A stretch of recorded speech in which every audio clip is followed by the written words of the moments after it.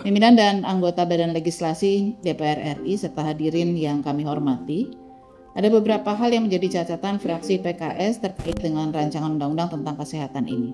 Pertama, fraksi PKS berpendapat bahwa negara berkewajiban untuk memenuhi salah satu hak dasar masyarakat, yaitu mendapatkan layanan kesehatan yang berkualitas. Oleh karena itu, perbaikan layanan kesehatan yang berkualitas harus menjadi prioritas dalam penyusunan draft RUU Kesehatan ini, sebagaimana amanat Undang-Undang Dasar Negara Republik Indonesia tahun 1945.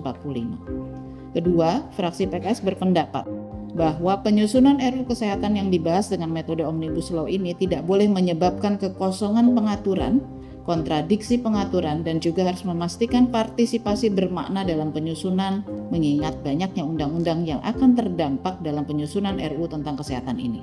Di samping itu, sebelum draft RUU Kesehatan ini diputuskan sebagai draft RUU inisiatif DPR RI, sebaiknya harus dilakukan konfirmasi ulang kepada 26 pemangku kepentingan yang telah memberikan masukan dalam RDPU di balik DPR RI, apakah hasil penyusunan draft RUU Kesehatan ini sudah sesuai dengan berbagai masukan mereka.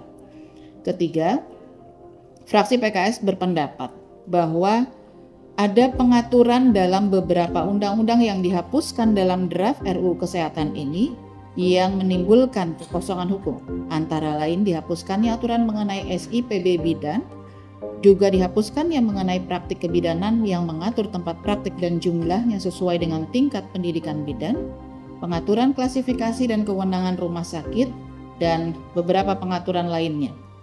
Keempat, fraksi PKS berpendapat bahwa penugasan pemerintah kepada BPJS yang merupakan badan hukum publik yang bersifat independen harus disertai dengan kewajiban pemerintah dalam pendanaannya.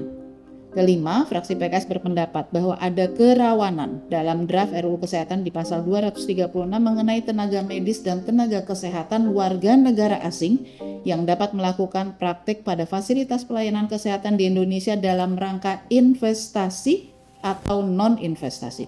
Kerawanan ini terkait dengan tenaga medis dan tenaga kesehatan Indonesia yang sangat mungkin tersingkir atas nama investasi atau alih teknologi.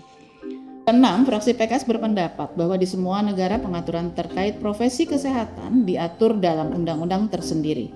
Oleh karena itu, seharusnya draft RUU Kesehatan ini tidak menghapus materi pengaturan profesi-profesi tenaga medis dan tenaga kesehatan sebagaimana telah diatur dalam Undang-Undang Nomor 29 Tahun 2004 tentang Praktek Kedokteran, Undang-Undang Nomor 36 Tahun 2014 tentang Tenaga Kesehatan, Undang-Undang Nomor 38 Tahun 2014 tentang Keperawatan, dan Undang-Undang Nomor 4 Tahun 2019 tentang Kebidanan. Ketujuh, fraksi PKS berpendapat bahwa anggaran kesehatan harus dialokasikan secara memadai untuk memastikan bahwa negara memberi layanan kesehatan berkualitas yang aksesibel bagi masyarakat Indonesia.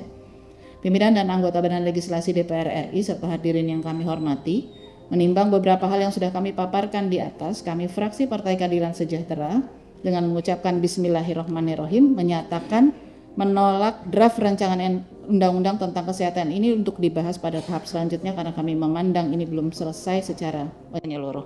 Demikian pendapat mini fraksi PKS ini dengan kami sampaikan sebagai ikhtiar dalam mewujudkan keadilan dan kesejahteraan bagi seluruh warga negara Indonesia.